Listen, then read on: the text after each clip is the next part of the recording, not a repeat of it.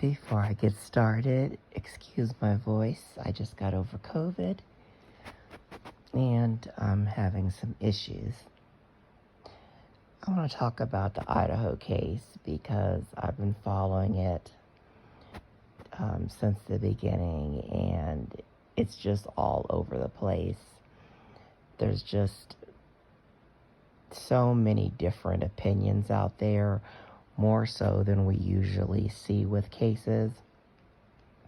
A lot of cases, they're pretty cut and dry, and everyone will think the person's guilty, and there might be a little dissent, but, there's usually everyone's in agreement on a lot of cases. But this one is just everywhere.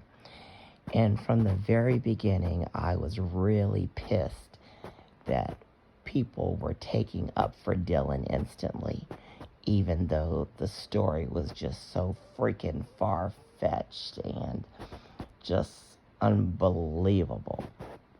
But now we're hearing more people that have common sense, speaking out about it.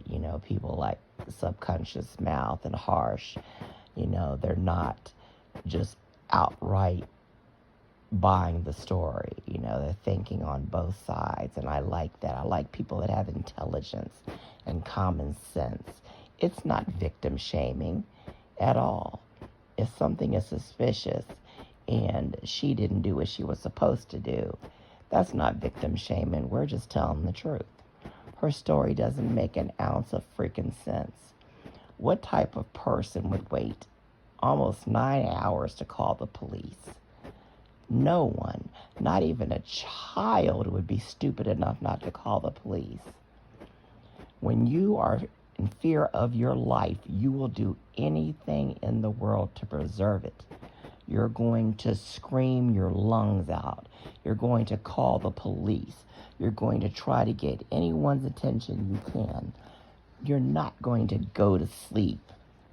You're not going to call other people before you call the police.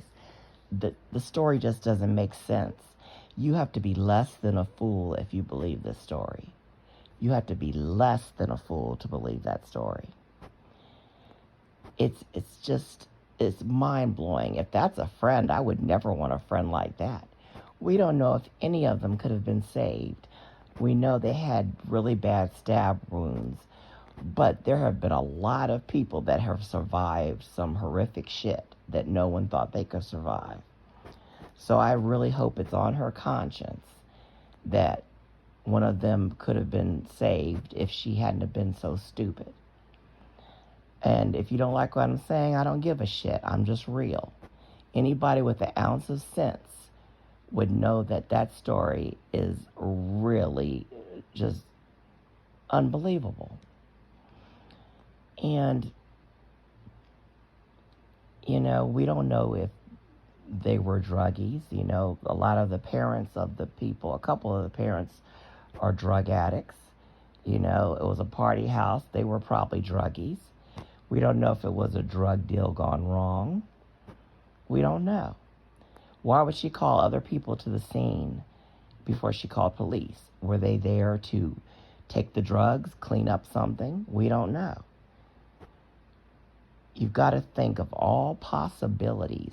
You don't think just one way. You've got to think of all possibilities. How in the hell is there a coincidence that a DoorDash driver would be there at 4 a.m. when Kohberger was supposed to be there? That coincidence is just crazy. Was the DoorDash driver Kohberger? I know someone else said that they talked to the people at Jack in the Box and they said the DoorDash driver was a female.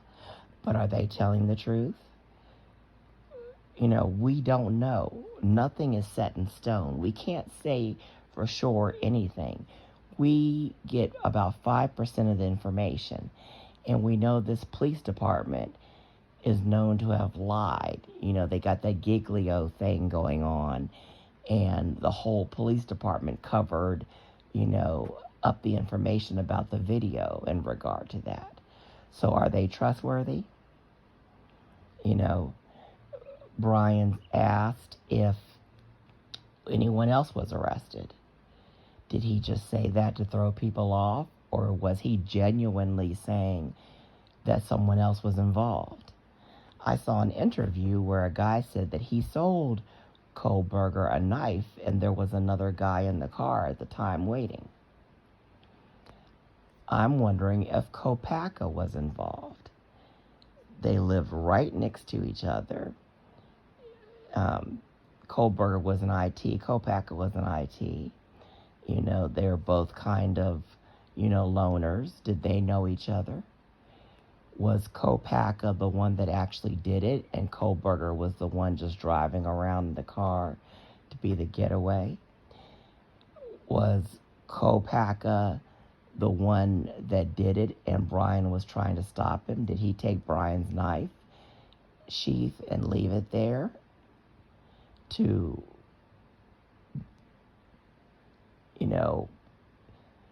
make sure that Brian took the fall because he was unhinged anyway? He ends up taking his roommates hostage, threatening to kill them. So anything could be the case. I always believed that it wasn't the killer that said, "I'm here to help you." I believe it was, the boyfriend trying to comfort her because she was dying. But what if Kopaka was the killer? Brian was trying to stop things, and he said, "I'm here to help you." That's the only reason I could see the killer saying that. It doesn't make any sense any other way.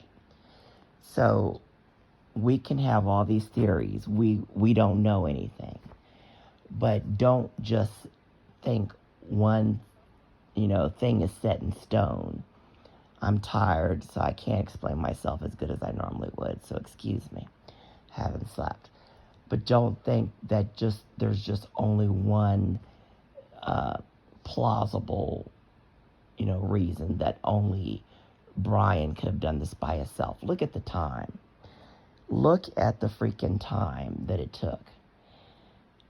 Some people are saying, okay, yeah, he could have done it that quickly. I don't think so. Even if he had Googled the layout of the house, killing 4 people that quick and getting away just doesn't seem plausible, and it doesn't seem plausible to do it by himself.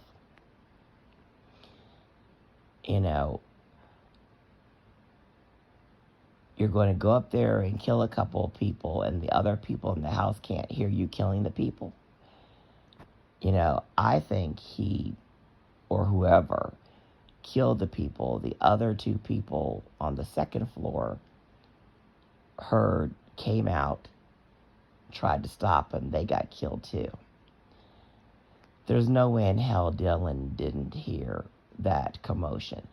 There's no way in hell it could be chalked up to someone having a party. That's not party noise. People crying, whimpering, body thudding on the ground, screaming bloody murder is not party sounds. Even the house next door picked up those freaking sounds on their security camera. There's no way in hell you can tell me that a person with an ounce of brain thought that that was party noise. No way. And the other roommate that they don't even talk about, there's no way she didn't hear it. People have said that you can hear everything going on in that house. People are lying to cover their ass, and you can't tell me otherwise. Those 2 surviving roommates are lying. Now, so much other stuff in this case we can't say for sure because we don't have the information. But the other 2 people, if they say they didn't hear anything, that's a straight out lie. Straight out lie. There's just no freaking way you can't hear that much of a commotion. There is no way you cannot hear that much of a commotion. So I really hope we will get to the truth in this case when the trial happens. But I have a strong feeling we're never going to find out the complete truth, because Dylan's going to lie to cover her ass. Bethany's going to lie to cover her ass. The police is going to lie to cover their ass. We're never going to get the truth. No matter what Brian says, everybody's going to think he's lying. We're never going to get the truth. We're not going to know if someone else helped him. We're not going to know if someone else actually did it and he was framed, or if someone actually did it and he was just a getaway driver. We're never going to know that truth, because there are just too many people that are going to lie to save themselves and cover their butts in this case. And it's sad. It's really sad. I just don't think one person could have done that in that short amount of time. I think that the DoorDash driver being there exactly at that time is too much of a coincidence. You know, did Brian call in the order? You know, people say, well, if he called an order, why would she take the food? Who's going to say no to free food? You know? We just don't know. We're just speculating, but there's just so many theories out there that could be the truth. And I don't think we're ever going to know the truth. Another thing that got me, that so many people made a big deal about, they said, oh, why would he say that, you know, he's eager to be exonerated? And I even heard these idiots that are supposed to be these professional police officers and investigators say, why would he say that? And let me say, before I get on that, let me get off on something else. So many of these people that are supposed to be these famous investigators and have been doing this for so many years have said some stupid stuff, some really stupid, nonsensical stuff. So please don't listen to most of these guys. I think me and other people that are really into this have made more intelligent statements than some of those people. But back to what I was saying about being exonerated. There is a such thing as a person that has high intelligence, like Kohberger did, that uses bigger words like exonerated. I would probably have said that myself. I'm eager to be exonerated. You don't have to use simple language, to defend yourself. It's perfectly fine that he said that he's eager to be exonerated. People made such a big deal of that. You don't have to say, I'm innocent. You want to say, I'm eager to be exonerated. There's nothing wrong with that. And it was made out of such a big deal. It's mind-blowing. This whole case is mind-blowing. And it just really pissed me off that people in the beginning, and still are just trying to cover for Dylan. Even these law enforcement, so-called people with, years of experience and everything. Oh, she's such a victim, and don't victim shame, and oh, she's traumatized. We don't know if she's traumatized. She didn't act like she was traumatized. We don't know if she's a piece of shit or not. She had people coming there probably to take away drugs or whatever. If you got the set of mind to call other people to come in there and take things away, how traumatized are you? You're thinking of your self-preservation. That's not traumatized. So stop saying this when we don't know anything about her. She could be a nice person, be innocent and be traumatized, which I doubt. She could be a piece of shit. She could be a druggie. We don't know. So people need to stop making assumptions. Stop saying that there's only one fixed scenario in this case. There could be so many freaking things. Brian could be completely guilty by himself, which I'm just speculating. I think it's more to it. I don't think it's just Brian. I'm just assuming.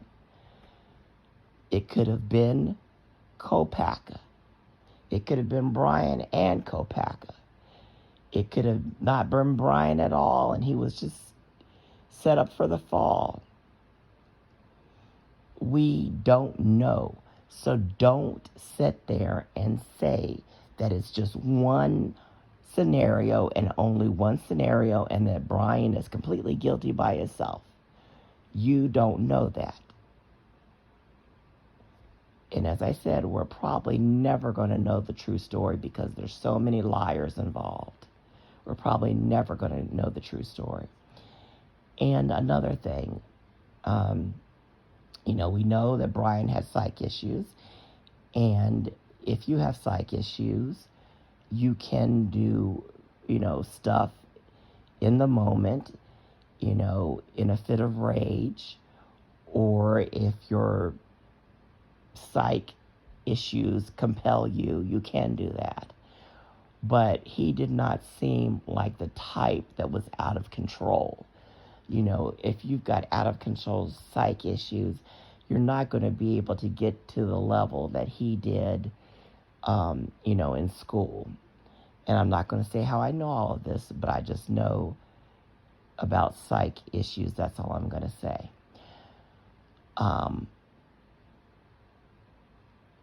He was very, very intelligent. And intelligence does not mean he had street smarts. Book intelligence does not mean he had street smarts.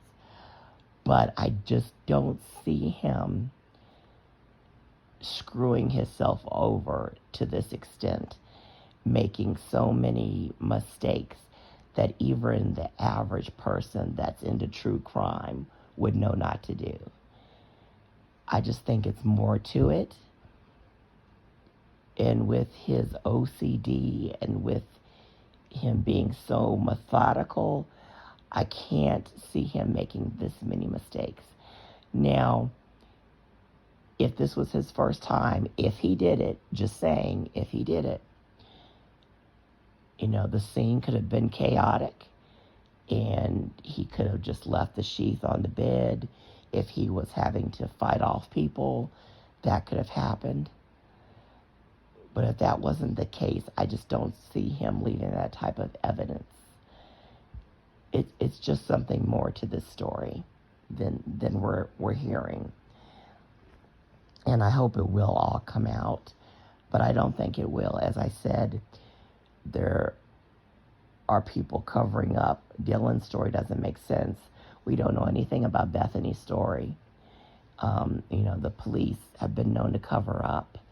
And I just don't think we're ever going to get the complete story. I think Brian had knowledge of this because he wouldn't be, throwing trash in other people's trash cans, putting on the gloves, doing a whole bunch of crap that he was seen as doing if he didn't know something about it.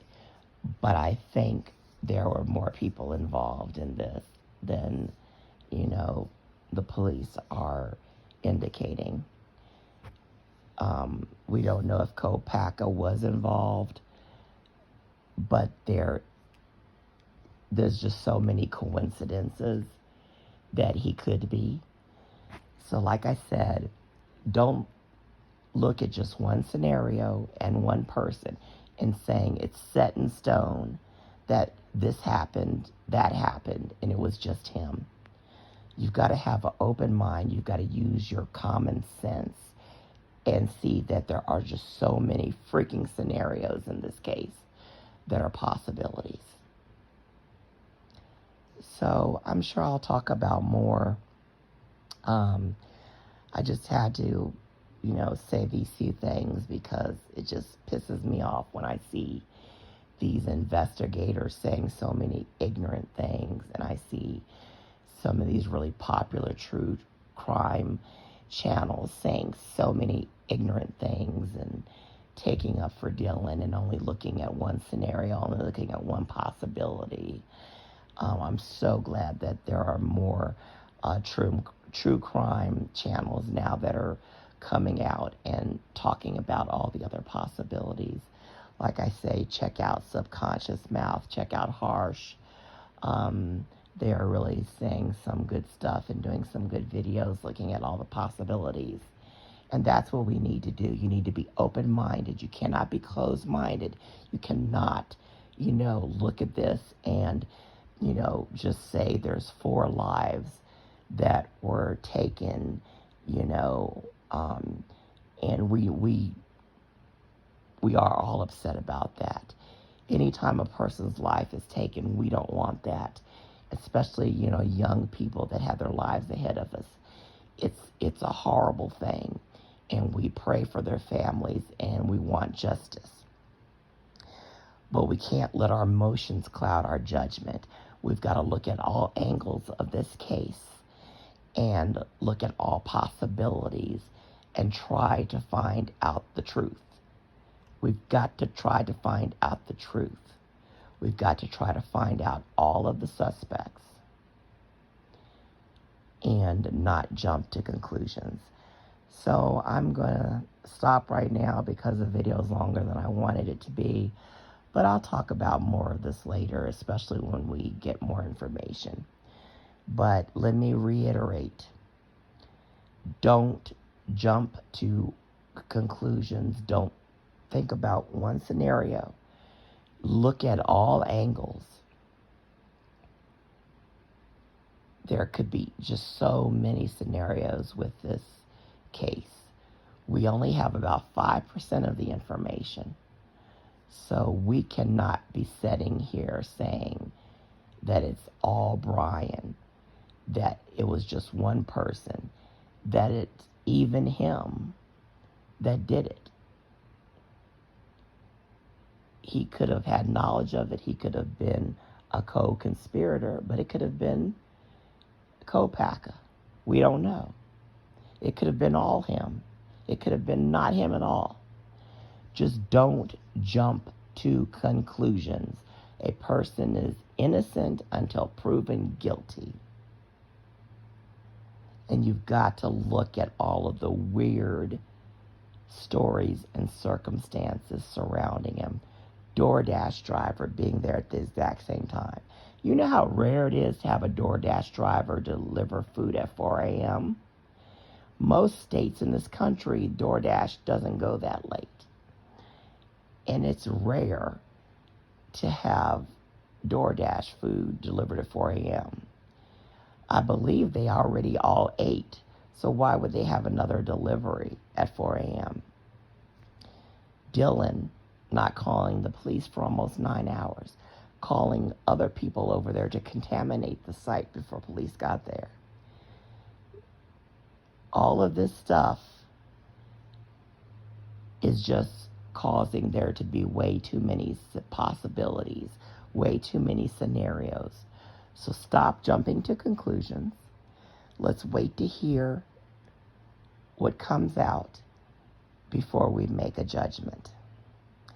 Thank you for watching this video. Please hit that like button and that subscribe button. Check out my other videos. I will be making more videos. I say shit that people are too scared to say. I speak the truth. And that's why I probably piss a lot of people off, but I don't care. So thank you guys. Have a wonderful day.